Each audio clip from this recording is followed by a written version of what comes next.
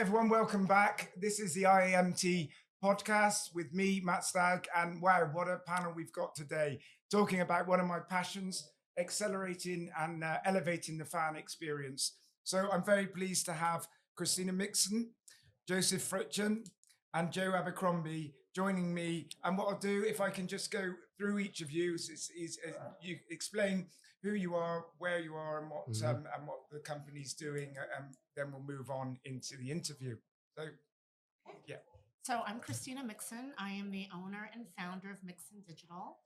We specialize in the real-time display of data in a comprehensive way that really helps a fan understand what's going on in the sport and what's going on in the game. You know, stats and data is a real passion of mine. I've been a stats geek since I was a little kid. And so this was really a natural evolution, honestly, for me to continue to work in sports and not have some boring like data analytics. Brilliant.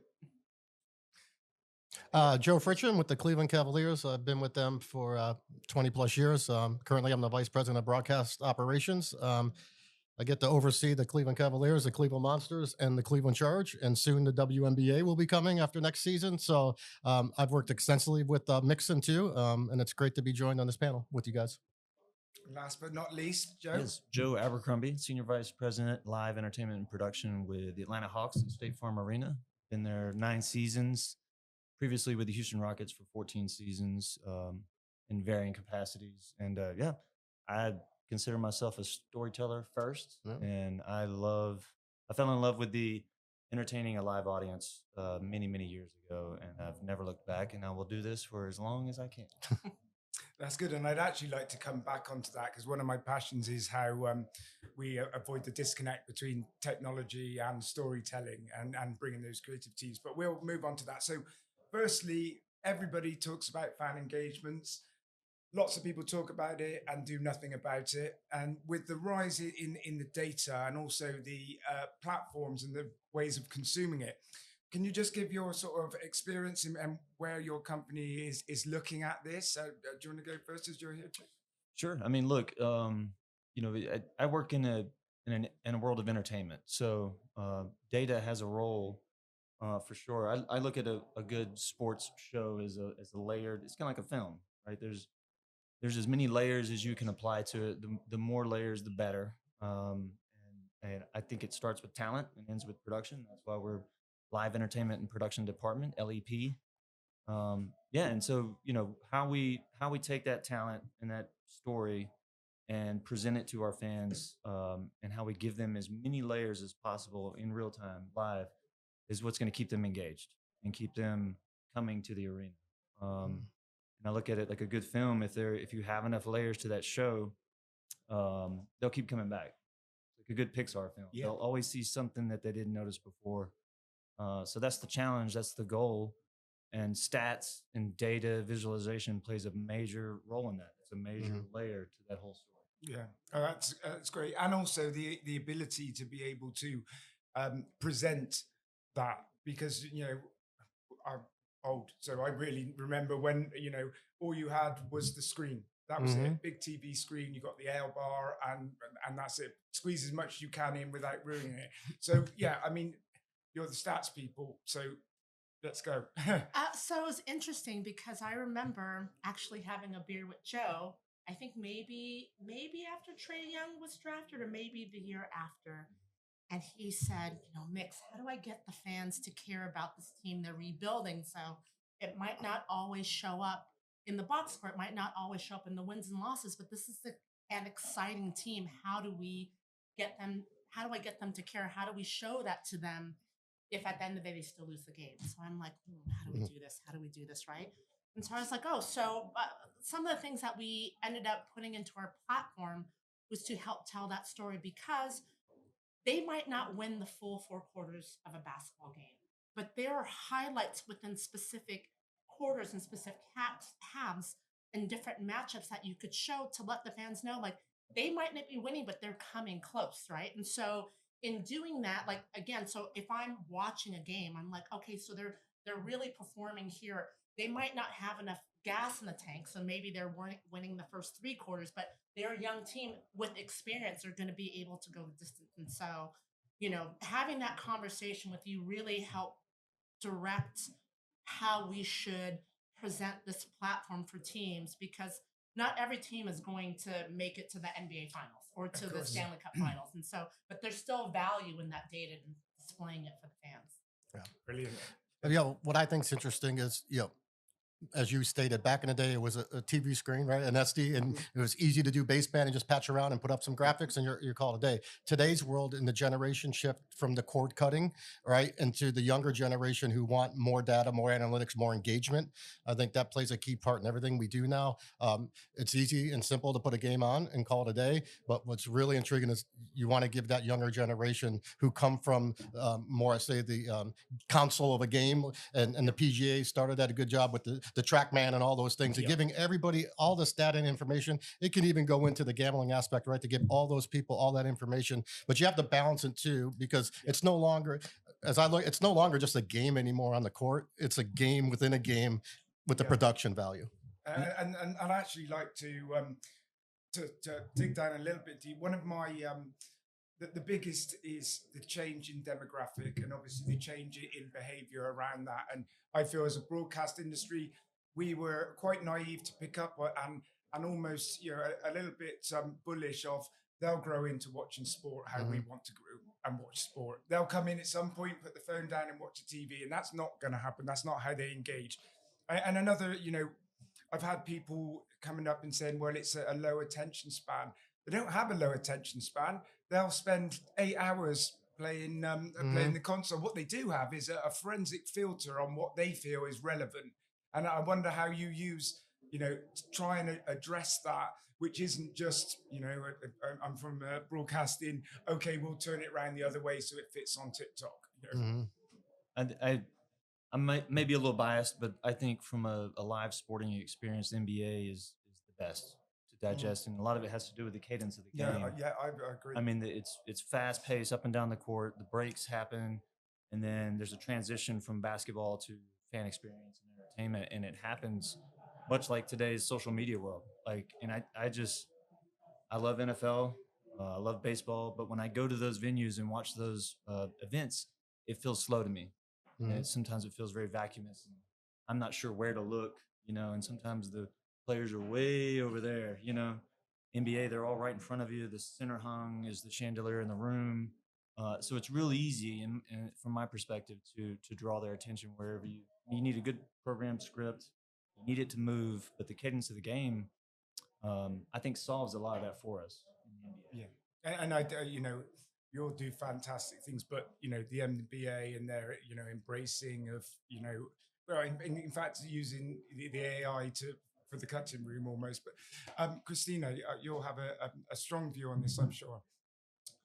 So I personally really like to be able to follow the game flow, essentially to be able to show up to the minute stats, but really from a perspective of what is the difference maker of the game, right? So a lot of times you'll watch a game and they'll just put up something basic, right? But sometimes that you've got to go a level down. So I was watching one of the play-in games, and I was like, and with my whole team, and I was like, fouls are the issue right now. That's why they're ahead by 10 fouls, right? And then on the broadcast, it was like team foul differential. And I was like, because one team's making to the line and the other team missed a bunch of free throws, and that was the difference in the game. And then 2 minutes later, the graphic shows up on the screen. But one of the things that I really wanted to do was be able to create this platform so that the minute the announcer says it, that person right there, and so that way you could tie the two things together. Because of the attention span, right? They might not remember that the announcer said it 2 minutes ago. Yeah, just waiting for it to come through. And then you can connect the dots with the visual, the audio, and then the graphic reinforcing the same storyline. Yeah. I find it interesting that, when you do this, you have to differentiate between arena, broadcasting, and streaming. Like there's almost 3 different platforms that you're trying to hit 3 different audiences. Our arena show is so complex, but we're catering to 15,000 people every day, right? And then the broadcast, you may be catering to millions. So what you do in the arena is not what you do on the broadcast, but you try to throw that in there too at the same time. But then the streamers and the people who are watching on iPads or phones, they want engagement, Yeah. and as you stated, they will stay tuned in if you give them enough and they're interested. If they're not interested, then but you have to. It's a balancing act, right? Yes, of course. So Yeah. I think that's what we all try to do, and I think Mixon, when I met Christina, that came along, and it just threw a whole nother. Uh, Platform for people to be able to get all that data and analytics. And then you mentioned AI. Like, of all the things that I've seen in 20 years of broadcasting and my job, I've seen 4K, I've seen 3D, I've seen all the things that I've never really believed in. But one thing that I don't think will go away, and it's only going to be, and if you don't want to get into the AI platform and learn it, not to replace you, but to be better, you're probably going to miss the boat in 5 years from now, because it's not going to go Yeah. away. No, it's interesting that you said, not replace you. And I was having this conversation. So I did a lot of work in the early days of AI and how it would look at it, fan engagement and difference in broadcasting. It was AI won't take a job, but the person who knows how to use it will. Exactly. And that's it. And also the other one was give it all the really rubbish jobs because it doesn't moan. But I'd like to I'd like to drill down and see how you're using it, because I guess it's the big thing was generative AI, because it looked cool and it was going to do all this stuff and then take over the world and we will all be obsolete. And but the sort of agentic in the actual way it's being used, I wonder if you've got any thoughts on that. And We're basically using it for, to your point, all of the really boring details that no one really wants to do, because we can program an agent and have it do that thing reliably, consistently. So I definitely, I'm not one to want to replace people with AI, but to your point, make them optimal. But also, it will do that one thing the same way all the time, which for logistics and things like that is a comfort to know that that thing is handled. Yeah. yeah, no, I agree that. I mean, for our company, we've started an AI initiative and building our own AI platform, and we're kind of mandated to go out there and take these classes and learn. And I think it's the right thing for not only the older generation but the younger. We also are dabbling in AI with workflows and ad insertions and production. Again, it's kind of amazing how fast you can. I go back to the old days with dial-up internet, right? It's kind of amazing how fast you can dial something in, Yeah. and it spits it right back out to you in 10 seconds, and it could search the whole world and it get all the information. I mean, I had somebody who had to speak with me the other day and said I didn't have a bio, and in 3 minutes I made a bio using AI. Yeah. And I said, well, look, great. I thought you already had that on file. You've been in this business forever. He goes, no, I never had one. So yeah, I mean, it's going to cross all platforms, I believe, whether it's business or production. The immediate impact for us is motion graphics. Yes. I mean, like this year specifically, we've dove in head first. We actually, on our post production side, reorged a little bit and brought in someone that's specific for AI content creation and speed. I mean, the amount of stuff that we're able to do now with less people, more efficiently, quicker, and to be honest, candidly, better. It's a little scary. Yeah. Yes. No. Don't worry. We're all there.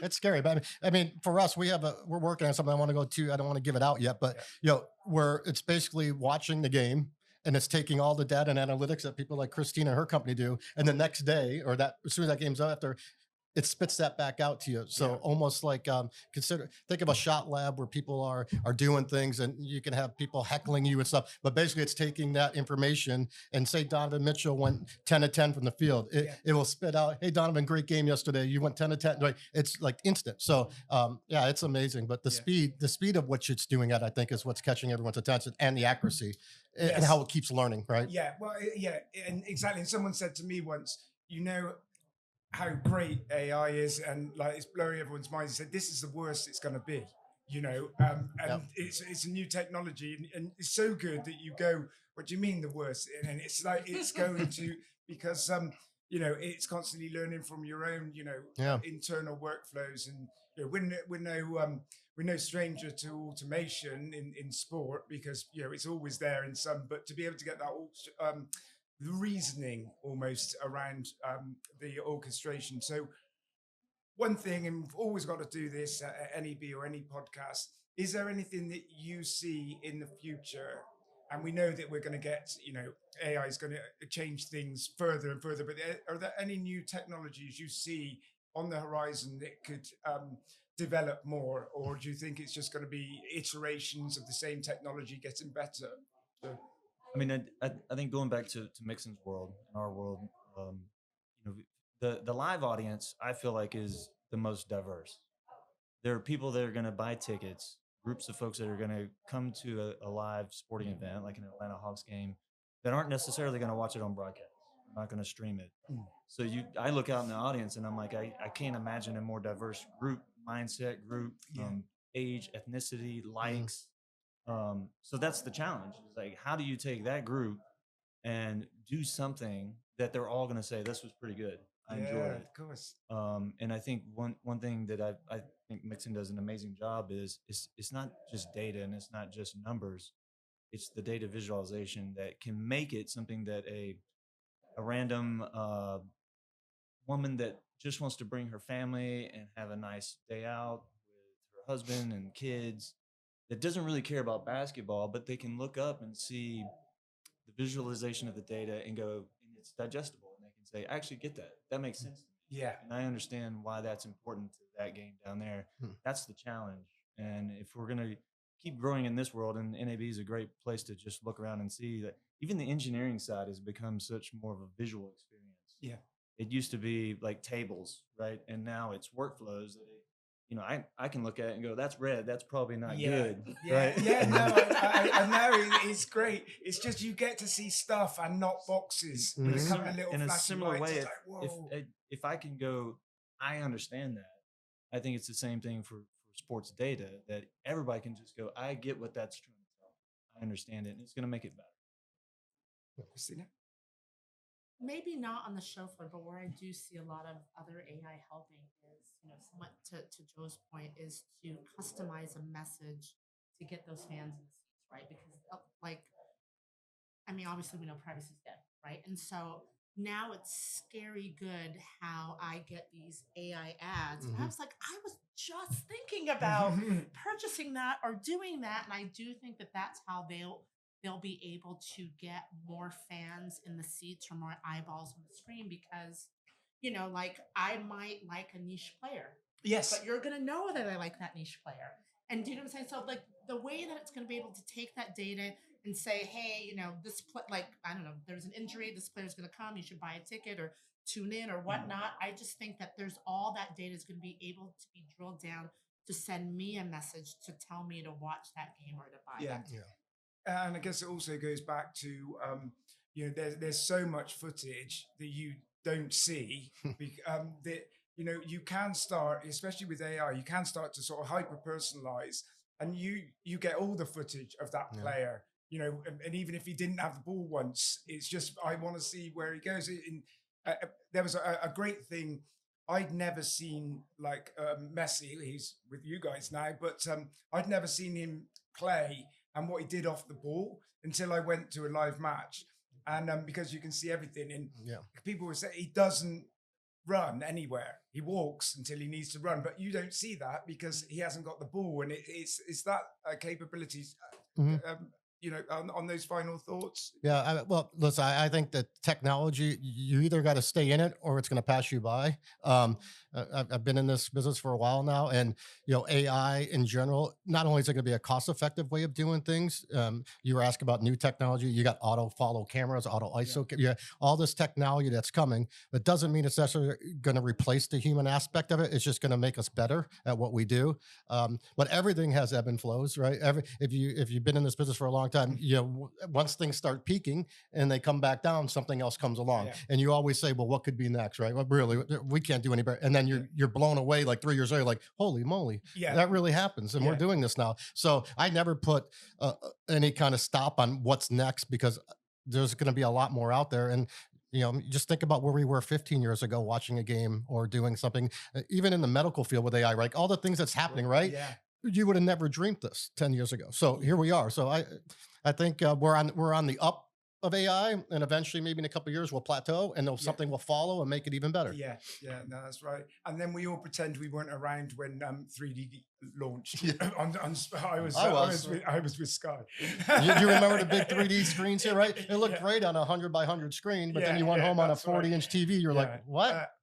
So we could go on for forever here. There's so much, having a panel like this is amazing. Certainly for me personally, one of my passions. But we're going to have to go, and we'll be back again later. I'd like to thank all of my panelists, and I'll be locking the door and not unlocking it till I get playoff tickets. So thank you very much.